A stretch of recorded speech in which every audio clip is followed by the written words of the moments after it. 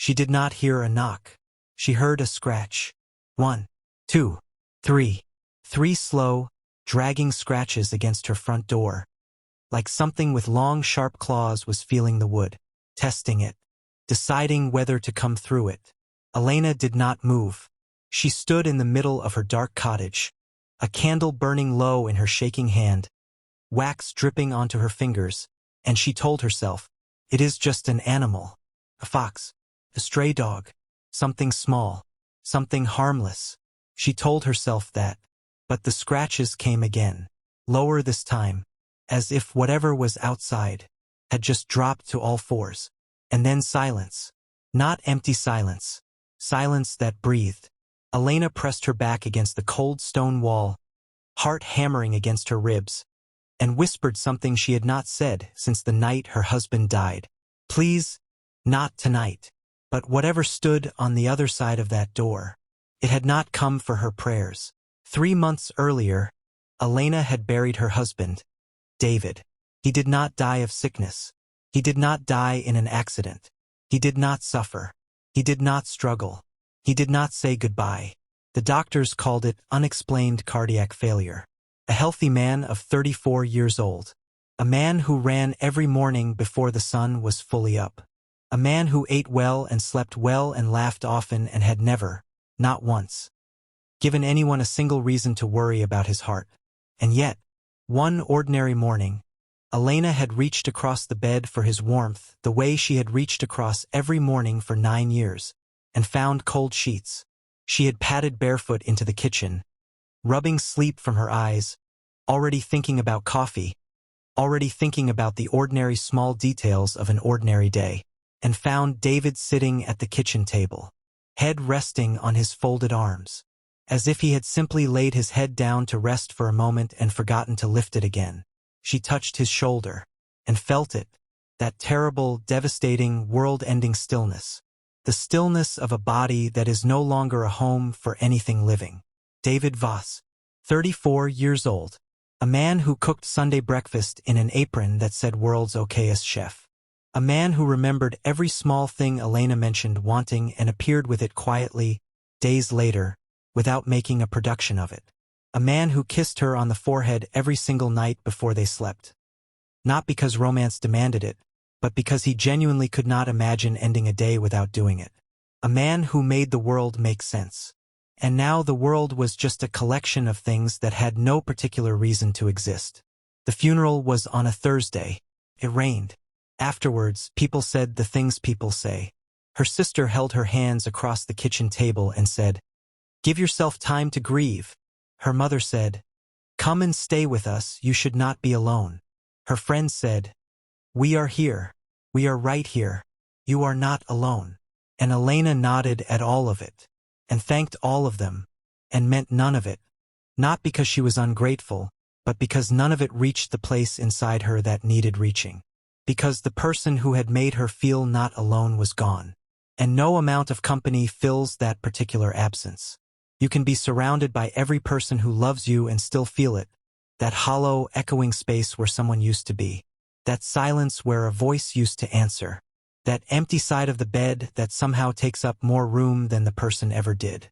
Elena was alone in the way that matters, in the bone-deep, soul-level way.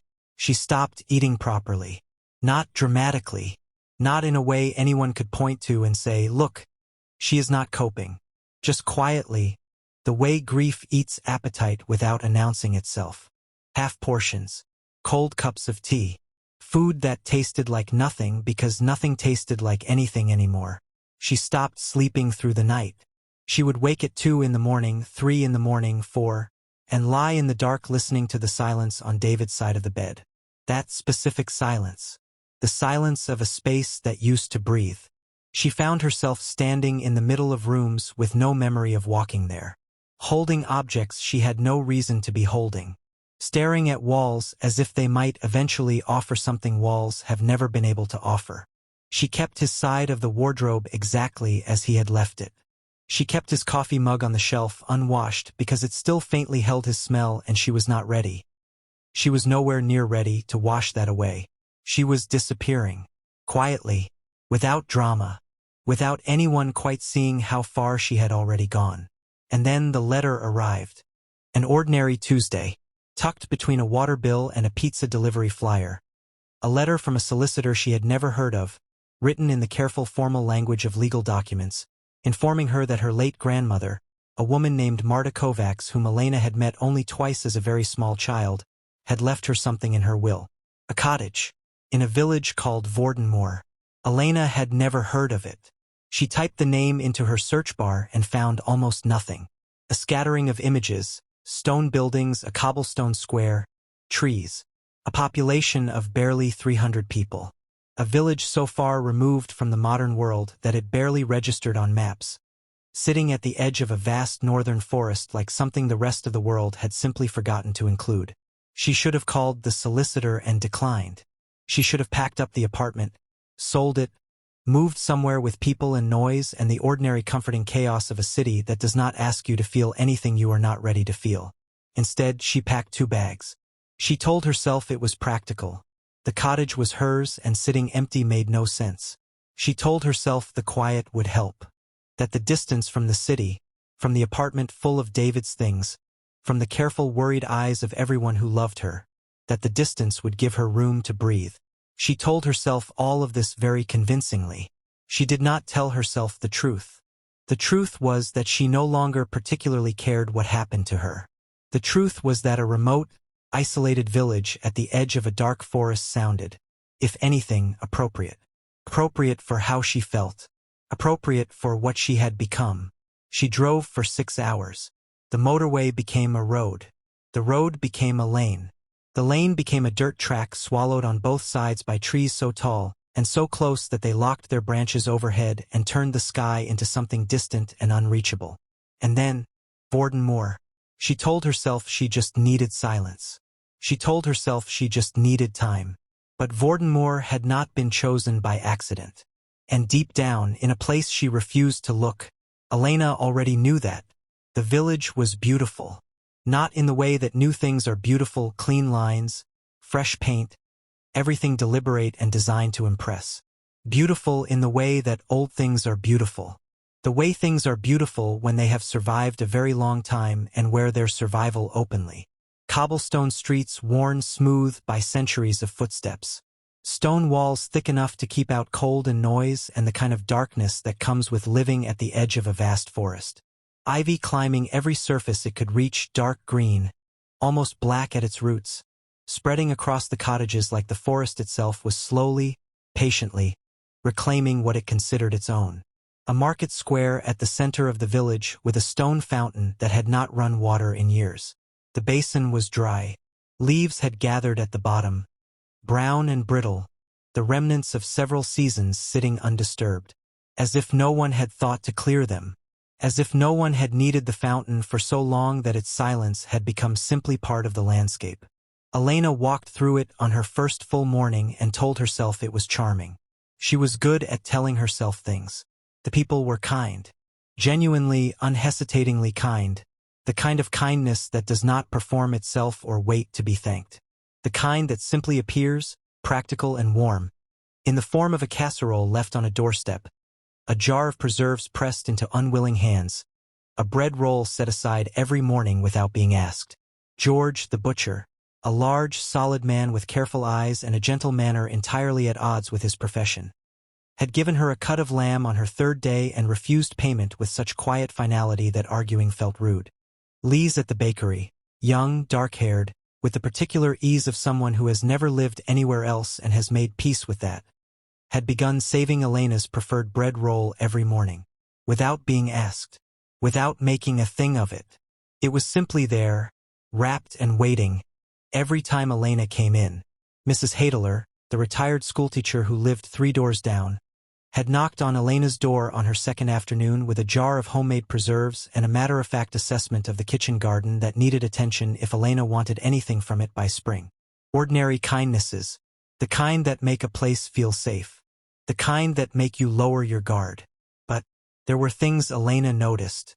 Slowly at first, the way you notice a smell that is very faint and then one day is suddenly impossible to ignore. Small details that did not fit. Small wrongnesses that her grieving, exhausted mind filed away without examining, until they had accumulated into something she could no longer explain away. The first thing was the shutters. Every cottage in Vordenmoor had them. Heavy, dark wood shutters, not decorative, not the kind that hang prettily on the outside of a building for appearance. These were functional, solid, made to close fully and bolt from the inside. And every single set of them, she began to notice, was closed and bolted by sundown. Not at midnight, not at 10 in the evening. The sundown. The moment the last light left the sky, Vordenmoor closed itself up. Lights moved behind shuttered windows, the warm orange glow of lamps and candles visible at the edges, thin lines of light in the dark. But the village itself, its streets, its square, its cobblestones, went entirely empty. As if a switch had been flipped. As if everyone had received a signal Elena had not been told about. She mentioned evening walks on her 4th day. She said it casually, at the butcher's counter, while George was wrapping her order. Something about the forest looking beautiful in the late afternoon light, about wanting to explore the paths she had seen at the village edge, about how walking had always helped her think. George's hands stopped moving. Not dramatically, just stopped. For one full second, with the stillness of someone who has heard a thing that requires careful handling. Then he continued rapping slowly and said, "The paths are lovely in the morning. Early morning is best. The light is good then." "I meant evening," Elena said. "After supper.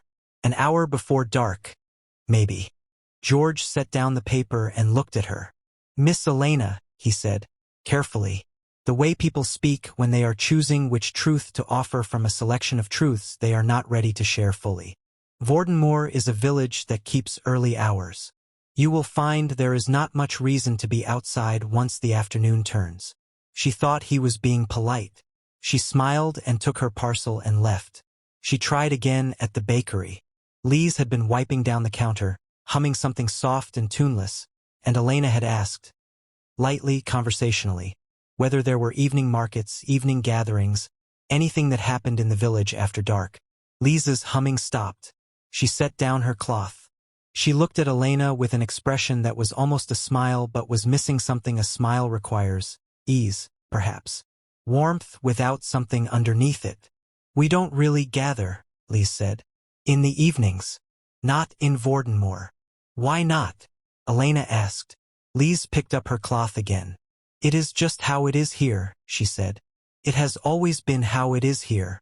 And she began wiping the counter again with the focused attention of someone who has decided the conversation is finished.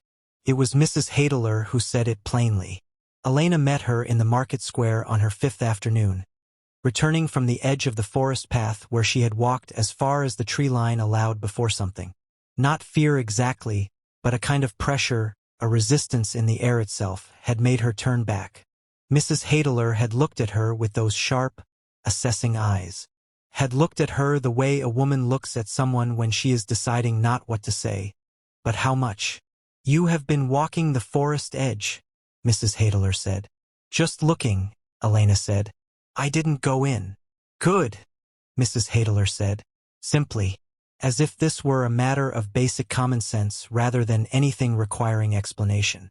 Elena looked at her, at this small, straight-backed, entirely composed woman who smelled of dried herbs and would smoke and spoke with the absolute certainty of someone who has lived long enough to know which things are worth being certain about. "Mrs. Hadeler," Elena said, "why does everyone in this village go inside at dark? Why are the shutters always closed? Why will nobody walk in the evening? What is it that everyone here knows that nobody will simply say to me directly?" Mrs. Hadeler was quiet for a long moment. The square was empty around them. The dry fountain sat in its silence. The forest at the village edge rustled slightly in a wind Elena could not feel on her skin. Then the old woman reached out and took Elena's hand in both of hers. Her grip was firm. Her eyes were serious in a way that made Elena's next breath come shallow. "We don't walk at night here, dear," Mrs. Hadeler said quietly. "Not in Vordenmoor." "Why not?" Elena asked. Mrs. Hadeler patted her hand once, then twice, and said, "Lock your windows." Elena walked home slowly. She replayed the conversation in her mind. Replayed George's stillness at the counter. Replayed Lisa's smile that was missing its ease. Replayed the shutters, the empty square at dusk, the dry fountain, the forest paths that seemed to breathe with something other than wind. She told herself it was village superstition. Old places breed old fears, she reasoned.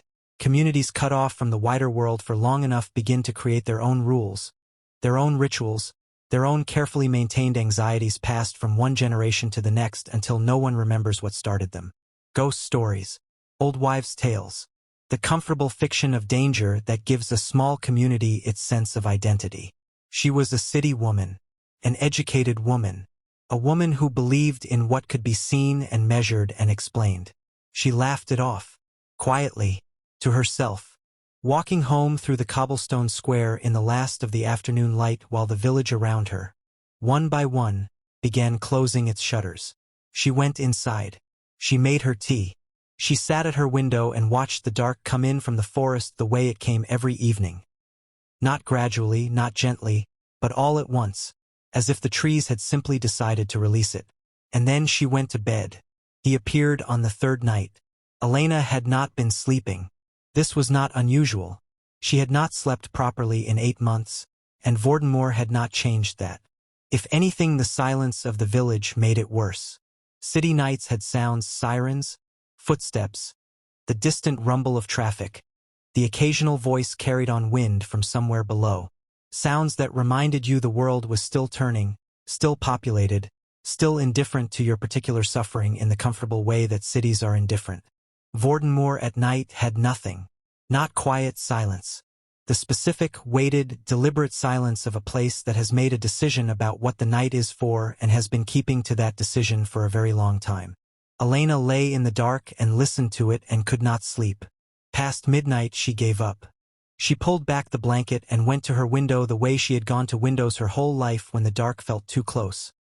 Seeking the reassurance of outside, of space, of a sky large enough to make her problems feel appropriately small. The moon was full. She had not noticed it rising, but it was enormous now, sitting low and heavy above the tree line, so bright that the village below was illuminated almost as clearly as midday. Every cobblestone sharp and distinct. Every shadow drawn in precise black lines across the pale stone. She stood at the window and breathed. And then, almost without seeing it, she saw him. He stood at the very edge of the village, right where the cobblestones ended and the dirt path began, the path that led through the clearing and into the forest. Standing in the exact place where the village stopped and the dark began, as if he had placed himself there deliberately, as if he understood the boundary and had chosen to stand precisely at it.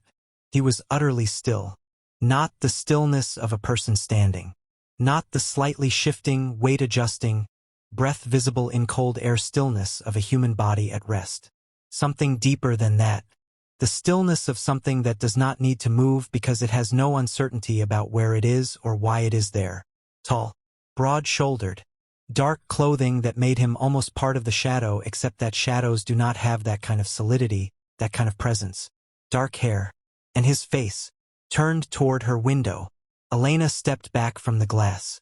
Her heart was doing something strange. Not the clean spike of straightforward fear, but something more complicated.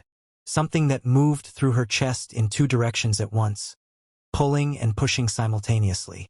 Something she had no name for and did not want to examine. She told herself it was a villager. Someone who could not sleep either. Someone who had stepped outside for air and happened to be standing in that direction. She waited 5 minutes and looked again.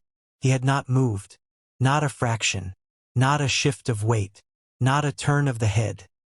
He was standing in the same position with the same absolute stillness, face turned toward her window. And in the full bright moonlight she had the overwhelming, irrational, completely unnerving certainty that he could see her. Not the shape of her behind the glass. Her. She pulled the curtain shut. She stood with her back against the wall and her hand pressed flat to her sternum and told herself, firmly, clearly, in the voice she used when she needed herself to be reasonable, that it was a villager. Just a villager.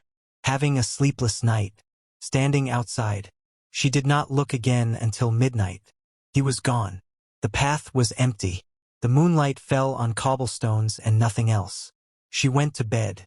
She did not sleep. The fourth night he was closer. She had not intended to look. She had told herself all day, firmly, clearly, in the same reasonable voice, that she would not go to the window. That whatever she had seen the night before was a perfectly ordinary person doing a perfectly ordinary thing, and her frightened, grieving mind had constructed significance where there was none. She went to the window at midnight. She could not have told you why.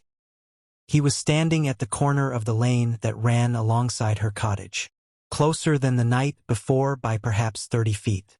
Standing with one shoulder against the wall of the adjacent building, arms loosely folded, head turned in her direction with that same complete, unwavering attention. Not hiding, not pretending to be elsewhere, not performing the ordinary self-consciousness of a person who knows they are being watched. Simply present. As if this were a perfectly natural place for him to be.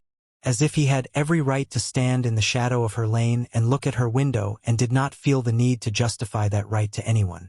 Elena stood at her window and looked at him for a long time. She could not see his face clearly enough from this distance. She could see the shape of him, that height, those shoulders, the quality of his stillness. And she could see that his face was turned toward her. That was enough to make her close the curtain.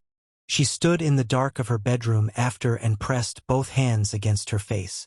Her palms were cold. Her face was warm. The fifth night she kept the curtain closed. She told herself she would not look. She told herself this repeatedly, with increasing firmness, throughout the evening. While she made her supper. While she sat at the kitchen table. While she washed her single plate and single cup and put them away in the cabinet that was large enough for the dishes of a family and now held only hers. She went to bed with the curtain closed. She lay in the dark. She lasted until midnight. She got up. She crossed the room. She moved the curtain aside. He was directly below her window, close enough now that the moonlight showed her everything. His face. And Elena, who had buried her husband 8 months ago, who had come to this village to disappear, who had methodically, deliberately, ceased to feel much of anything beyond the low constant ache of loss. Elena felt the breath leave her body as if something had pressed it out. He was looking directly up at her. Not in the direction of her window. Not at the upper story of the cottage. At her face. With the focused, specific, total attention of someone who has found the exact thing they were looking for and intends to make that finding unmistakably clear. His face was, there is no clean way to say this, extraordinary. Not handsome in the ordinary sense of the word. Not the kind of face that belongs in magazines or turns heads in restaurants. Something more than that and older than that. Strong jaw. Sharp features. The face of something that has existed long enough that all the unnecessary parts have been stripped away and what remains is only what is essential. And his eyes. His eyes caught the moonlight in a way that human eyes do not catch moonlight. Not reflecting it, holding it. As if the light were something that lived inside them and the moon merely made it visible to others. Burning at the edges. Ancient at the center. Looking at her. He did not smile. He did not raise a hand or tilt his head or make any gesture toward ordinary human communication. He simply looked at her with an expression she could not name because she had never seen it on any face before. Not quite hunger, not quite recognition, not quite longing, but something that contained all three of those things and was deeper than all of them combined. Elena stood at the window and looked back. She knew she should close the curtain. She knew everything she should do. A cloud moved across the moon. The darkness below became complete. When the light returned, the path was empty. He was gone. As if he had never been there. As if she had imagined the entire thing. She stood at the window for a long time after, one hand resting on the glass, feeling the cold of it against her palm, telling herself she did not feel the absence of his eyes on her face the way you feel the absence of warmth when something warm is taken away. She told herself that very firmly.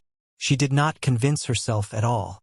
She asked about him at the market the next morning. She had told herself she would not.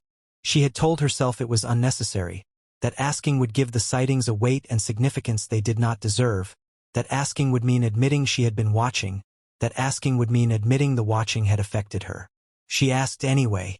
George was behind his counter, working with a knife on something that required his full attention, or so it appeared. Elena set her basket on the counter and described what she had seen. The man, the stillness, the 3 nights of it, the way he had moved closer each time. George's knife stopped. Not slowed. Stopped. A full and complete stop, the blade resting flat against the board, his large hands suddenly very still. He looked up at her slowly. Black hair, he said, very carefully. Very tall. Stood without moving. Yes, Elena said. You saw his eyes. It was not quite a question. There was something in how he said it. Not surprise, but a particular weight, the weight of a thing that has been feared and has now arrived, that made Elena's stomach pull tight. From a distance, she said. Last night he was close enough. George was quiet for a long moment. The shop was silent around them. Then he set the knife down entirely and leaned forward on the counter and looked at her with an expression she had not seen on his face before. Something past caution.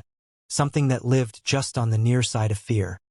His name is Cale, George said, barely above a whisper. He has been here for a long time. He keeps to the forest. He does not come into the village. He came into the village, Elena said. He was standing beneath my window. George closed his eyes briefly. He is the reason we lock our doors, Miss Elena, he said. He is the reason we close our shutters and do not walk at dark and do not go to the forest edge after the sun is gone. Do not let him see that you are not afraid. Men like Cale, he paused, choosing. They take interest in fearless women. And his interest, he stopped again. His interest is not something you survive? Elena finished quietly. George looked at her for a long moment. Go home, he said softly. Lock your door. Do not open your window tonight. Please, Miss Elena. I am asking you plainly, as plainly as I know how. Do not open your window tonight. Elena walked home slowly that evening. The cobblestones were warm under her feet from the afternoon sun. The village was doing its ordinary things around her. Shutters being checked, suppers being prepared, the last of the daylight being used up before Vordenmoor sealed itself away for another night. She thought about George's face. She thought about the knife going still. She thought about Cale standing below her window. Those eyes holding moonlight, that stillness that was not human, that expression she had no name for looking directly, completely, entirely at her. She went inside. She stood in the center of her kitchen for a long time. That night she found the journal. She had not been looking for it. She had not been looking for anything in particular. She was simply moving through the cottage the way she moved through it on the nights sleep refused her, which was most nights now. Drifting from room to room in the dark, one hand trailing along walls, feet bare against the cold stone floor, cataloging the physical reality of the space around her the way her mind had learned to do when it could not settle. Touch this. Feel this. This is real. This is solid. You are here. It was a habit she had developed after David died. The therapist she had seen for 6 weeks before stopping had called it grounding. Elena called it surviving. The loose floorboard was in the back bedroom. She felt it shift under the ball of her foot. A small, soft give, barely perceptible, the kind of thing you would miss entirely if you were not moving slowly and carefully and paying attention to the precise reality of every surface beneath you. She stopped, pressed her foot down again. The board shifted. She knelt on the cold floor and pressed both palms flat against the boards, moving them slowly until she found the one that lifted. Old wood, dry, fitted carefully into the space around it but not fixed. Set there deliberately to be lifted and replaced. Not a flaw in the cottage. A choice. Someone had made this space on purpose. The hollow beneath was shallow, clean, dry in a way that suggested it had been protected for a long time, that whatever was inside had been placed there with the intention of preservation. A book, leather-covered, dark brown, almost black with age and with handling, the leather worn smooth at the corners where hands had held it repeatedly over many years. The pages yellowed at the edges, brown deepening toward the margins. The particular amber of paper that has aged slowly in the dark. She lifted it carefully. It was heavier than she expected. She carried it to the kitchen table and set it down under the candle and stood looking at it for a long moment without opening it. Something in her, some instinct, some part of her that understood more than her conscious mind was ready to. Something new. Something new before she opened it. She opened it. The handwriting stopped her breath completely. Not because it was unusual. Not because it was beautiful or strange or unlike anything she had seen before. Because she knew it. 9 years of grocery lists left on the kitchen counter. 9 years of birthday cards that always ran over onto the back because he could never quite fit what he needed to say into the space provided. 9 years of notes tucked into her coat pocket, her bag, her books. Small paper anchors left everywhere by a man who wanted her to know, in the ordinary daily texture of life, that he was thinking of her. She would have known David's handwriting anywhere, in any context, on any surface. And here it was, in a leather journal hidden under the floor of a cottage in a village he had never, in 9 years of their life together, once mentioned. A village she had come to by accident. A village that had called to her through a solicitor's letter on an ordinary Tuesday, as if it had simply been waiting for the right moment to make itself known. Her hands were perfectly still on the cover. Her mind had gone to that place it goes in moments of great shock. Very quiet, very clear, operating with a cool precision that is almost frightening, as if the enormity of what is happening can only be processed by first removing all feeling from the equation entirely. She turned to the first page. The first entry was dated 11 years ago, 2 years before she and David had met. His handwriting is younger here, the letters slightly larger, the pen pressed with more force against the page, the handwriting of a man who had not yet learned to write with the settled confidence of someone certain of their own voice. She read, "First visit to Vordenmoor. I still do not fully understand how Marta knew about me or about Elena, but she was specific. She used her name. She said, there is a girl called Elena Kovacs and she is not an ordinary girl, and if you love her the way I believe you will love her, then you must understand what she is before the bond wakes and you are not prepared for it." Elena read the sentence 3 times. Then she turned the page. The journal was meticulous. David had been a meticulous man in life, organized, thorough, a man who did not leave things half-examined or half-understood, who approached every problem with the patient methodical attention of someone who believed that most things, given enough careful thought, could be understood. He had applied that same patience here. 70 pages, front and back, in the careful hand of a person trying to build a map of territory that resisted mapping. There were sketches, the stone marker in the clearing. She recognized it immediately, drawn with precise careful lines, every detail exact. The symbol carved into its face rendered stroke by stroke. Each line exactly as she remembered from the afternoon Mrs. Hadeler had pulled her away from it with both hands. She traced the drawing with one finger and felt the same pressure she had felt in the clearing, that resistance in the air, that sense of a boundary that was more than physical.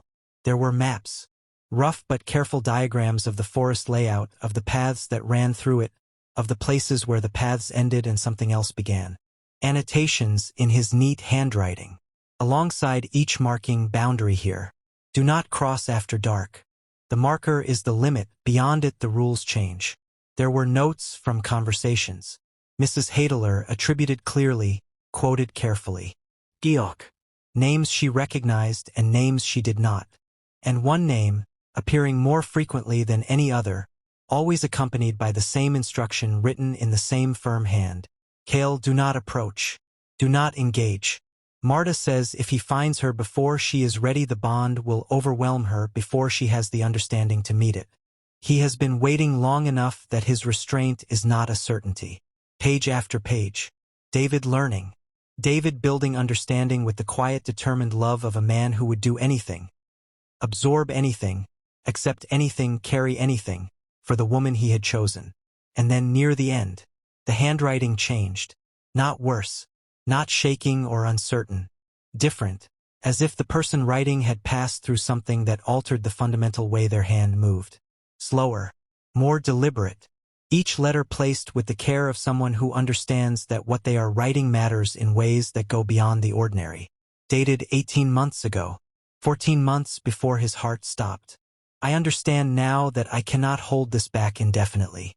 Marta told me this from the beginning, In the careful way she told me everything that was devastating. Gently, clearly, without apology. She said the bond will call to Elena and Elena will come. She said there is no force in this world large enough to permanently separate what is written in blood and written in moon. I thought that was poetic when she said it. I no longer think it is poetic. I think it is precisely as literal as it sounds. I think my presence in her life, my love for her, my being her husband, my being there every morning when she wakes, I think it is slowing the call down. Marta said that too. She said your love is buying her time, David. But time is not without limit. What that means for me I do not allow myself to think about. She is asleep in the next room and she does not know any of this, and I would give every remaining day I have to keep it that way. Elena set the journal down. She pressed both hands flat against the table. She breathed. Then she picked it up again. The last entry, dated 6 weeks before he died. The handwriting slowest here, most deliberate. Every letter placed with enormous care, as if he understood he was writing something that needed to last, something that needed to carry weight across whatever distance it would have to cross before it was read. I dreamed about Cale last night. In the dream he was standing outside our building, looking up at our window, and I understood the way you understand things in dreams. Completely, instantly, without needing explanation. I understood that my time was finished. Not because anything was wrong with me, because something was right with her. Because she is ready, even though she does not know it yet. Because the bond knows even when she does not. Because some things that are written cannot be rewritten, no matter how much you love someone. No matter how much you wish otherwise. I am not afraid. That is a lie. I am terrified. But I am all not for a single ordinary extraordinary morning. Go to Vordenmoor when you are ready.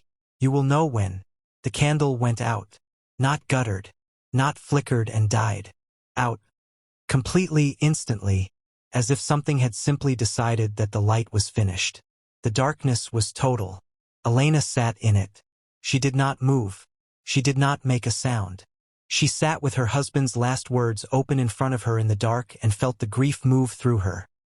Not the raw, destroying grief of 8 months ago, but something different now. Something quieter. Something with edges she could feel, which meant it was something she could carry. She pressed her hand against her chest, against the place where grief lived, and felt, from outside, from just beyond her open door, a voice, low, unhurried, deep in the way that things are deep when depth is simply their nature and not something they have cultivated. Calm in the way that only things that have never needed to be anything other than calm are calm. You found it faster than I expected. Elena spun around. And he was there, standing in her doorway exactly as he had stood below her window, with that complete, settled, ancient stillness that was not the stillness of a person waiting but the stillness of something that has arrived at exactly the place it intended to arrive and has no uncertainty whatsoever about that fact. Cale. The man from the woods. The man from the forest edge. The man who had stood below her window 3 nights running and looked at her with eyes that held moonlight and an expression she had no name for. He filled the entire doorframe. Not just with his height, though the height was considerable, the kind that makes a space feel immediately smaller, but with something else. Something that was not physical and could not be measured. Presence. The particular gravity of something very old that has learned, over a very long time, exactly how much of itself to allow into a room. The moonlight came in behind him and carved shadows across his face. The sharp jaw, the strong lines, the eyes that were dark now, quietly dark, watching her with that focused and total attention she had felt from 30 feet away and felt more intensely now at 6. Elena's hand was still pressed flat against the open journal on the table. David's last words still visible on the page in front of her. She looked at Cale standing in her doorway, and she did not scream. She understood, distantly, that she should scream. That a woman alone in a cottage at midnight with a stranger in her doorway, a stranger who had been watching her from the forest edge for 3 consecutive nights, had every rational reason to scream, to run, to grab something, to do any of the things that survival instinct exists to make you do. Her survival instinct was completely silent. In its place was something else. Something that looked at Cale standing in her doorway and said, quietly certainly, from somewhere below rational thought, I know you. She heard herself speak before she had decided to speak. You knew my husband. Not a question. Not an accusation. A recognition. The same recognition she had felt looking at David's handwriting in the journal. The bone-deep knowing of something true before your mind has finished assembling the evidence. Cale was still for a moment. Something moved across his face. Too quick and too complex to name. Not surprise. Something closer to the expression of someone who has prepared for many versions of a conversation and finds themselves, unexpectedly, grateful for the version that is actually happening. I knew of him, Cale said. His voice was exactly as she had heard it from behind the open door, low, unhurried, carrying the quality of something that has never needed to raise itself to be heard. The kind of voice that does not come from the throat alone but from somewhere deeper, somewhere older. I watched over him when he came here. He came twice 11 years ago and again 2 years after. He was thorough. A pause. Something in the pause that was not quite softness but was the closest thing to it she had heard in his voice. He was very thorough in his love for you. He never told me, Elena said. 9 years. He never said a single word. He was protecting you, Cale said, in the only way available to him. He understood that knowing too early, before you were ready, would not have helped you. It would only have frightened you away from something you were always going to need to reach. And you, Elena said, did he know about you specifically? He knew I existed, Cale said. He knew what I was. He knew what the bond between us meant, and he chose, with full understanding of what he was choosing, to love you anyway. To build a life with you anyway. To give you time. Another pause. He was a better man than most. He stepped inside the cottage. One step. Slow. Deliberate. The way something large and powerful moves when it is making a conscious effort to communicate that it is not a threat. Every movement visible, nothing sudden, nothing that could be read as aggression. His eyes never left hers. What are you? Elena whispered. The question she had been carrying since the first night at the window. The question that George had circled around and Mrs. Hadeler had refused and the whole village had carried in their locked shutters and their bolted doors and their careful deliberate silence. Cale tilted his head slightly. And then, right in front of her, in the small stone kitchen of her grandmother's cottage, in the light of the moon coming through her open window, with David's journal open on the table between them, his eyes changed. She had seen it before. From her window at a distance she had seen that shift. But distance had made it possible to doubt. Distance had given her the option of telling herself it was a trick of the moonlight, a reflection, the kind of thing exhausted. Grieving minds construct to make sense of things they cannot explain. There was no distance now. She watched it happen completely. The dark of his irises did not simply change color. They bled, the darkness pulling back from the center outward, gold rising up through it the way dawn rises over water, unstoppable and gradual and utterly inevitable. Not the gold of jewelry. Not the gold of candlelight or lamplight or anything that existed in the ordinary human catalog of gold things. Ancient gold. Burning gold. The gold of something that existed long before the word for it existed. Long before there were human eyes to see it. Long before there was a human language capable of describing what it meant to look into eyes like these and feel the ground shift permanently beneath your feet. He looked at her with those burning ancient eyes. And waited. You already know what I am, he said softly. And the terrible thing, the thing that should have terrified her more than anything else in this night full of terrifying things, was that he was right. She did know. She had known since the first night at the window, in the part of herself that existed below words and below reason and below all the careful structures she had built to make the world feel manageable and safe and explicable. That part of her had looked at Cale from 30 feet away in the full moonlight and known exactly what it was looking at. She had simply refused to let the knowing rise. You have always known, he continued. Why do you think the moon looked different to you than it did to others? Why do you think you always knew, in dark places, which direction was north? Why do you think animals went quiet around you when they are not quiet around others? Elena said nothing, because every word was true. Why do you think your husband's heart stopped the moment you turned 30? Why do you think every road you tried to take brought you here? Why do you think grief, of all the directions it could have taken you, why do you think it brought you to Vordenmoor? Elena's back found the wall.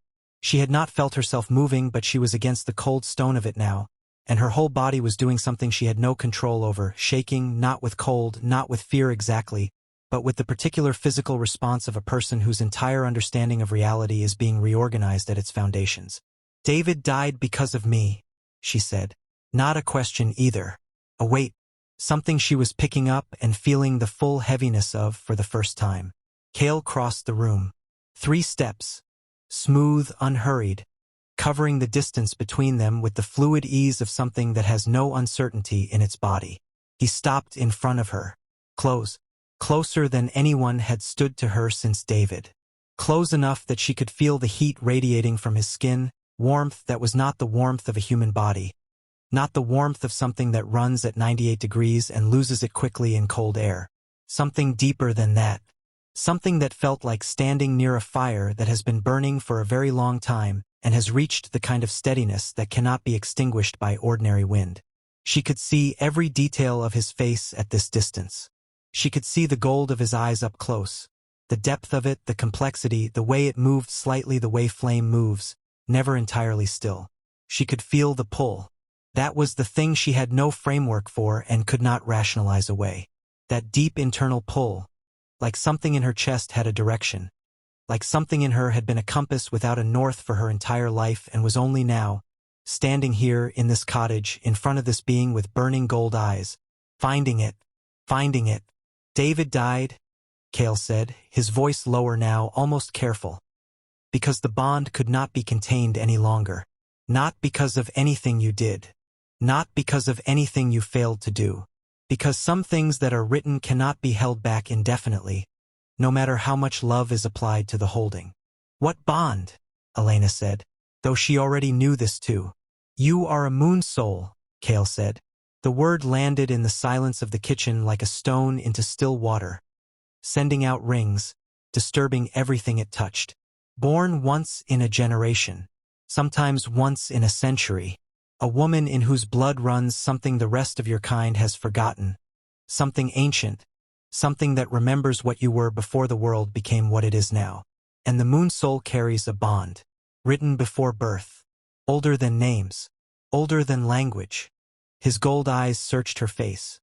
Reading her, she understood, the way you read something you have been waiting a very long time to finally read up close. "A bond to one of my kind. Not chosen. Not decided. Made. The way the moon does not choose the tide. Born for one purpose," Elena said quietly, remembering his words, feeling them land differently now that she was standing inside them. "Born for one person," Cale finished. The scratch marks on her door. The open window she had left night after night without understanding why she kept leaving it. The journal under the floorboard. David's last words on the last page. The grief that had not taken her anywhere, to her sister, to her mother, to any of the ordinary places grief takes people. But here, precisely here, it had not been grief. She understood that now. It had been a call. And she had answered it. "You were always going to find your way to Vordenmoor," Cale said softly. The only question that has ever mattered, the question I have been waiting long enough to have stopped counting the waiting, is what you choose now that you are here." Elena looked into those burning gold eyes. She thought about David, about a man who had known everything and said nothing and loved her completely anyway, who had written, "You were always bigger than our life together. I was never sorry." She felt the grief. She felt the pull. She felt, underneath both of those things, quieter than both of them, steadier than both of them. Something that she had not felt in 8 months. Something she had been certain, in the long gray exhaustion of her loss, that she would not feel again. She felt found. Not saved. Not rescued. Not swept away by something larger than herself. Found. The way something feels when it has been lost long enough that it had stopped expecting to be found, and then, suddenly, completely, in a small stone cottage in a village at the edge of a dark forest at midnight. It is. She looked at Cale, and for the first time since the morning she had touched her husband's still shoulder and felt the world end. Elena Voss did not feel alone. Some doors we open out of curiosity. Some we open out of loneliness. And some we open because something on the other side has been waiting so long. so patiently, with such complete and ancient certainty, that the door was never really ours to keep shut. Elena did not go back to the city. She did not pack her 2 bags. She did not return to the apartment full of David's things and David's smell and the cold side of the bed that had broken her heart every single morning for 8 months. She stayed in Vordenmoor, in the small stone cottage at the edge of the village, with the kitchen garden that needed attention, and the window she never closed, and the village, that quiet, careful, ancient village that had locked its shutters and bolted its doors and kept its arrangements with the dark things in the forest for longer than anyone still living could remember.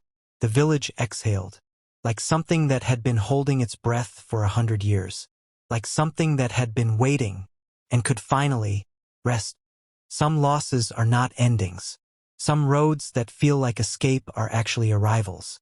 Some grief is not a destruction, but a clearing, a making of space, for something so much larger, that the life before it, the good life, the loved life, could never have contained it. Elena stayed in Vordenmoor, and on the nights when the moon was full and the village bolted its shutters and blew out its candles and locked itself safely away from the dark, Elena opened her window and smiled at what looked in. If the story moved something in you tonight, hit that like button right now, and tell me in the comments, did Elena make the right choice? Was she always meant to find Vordenmoor? Was she always meant to find him?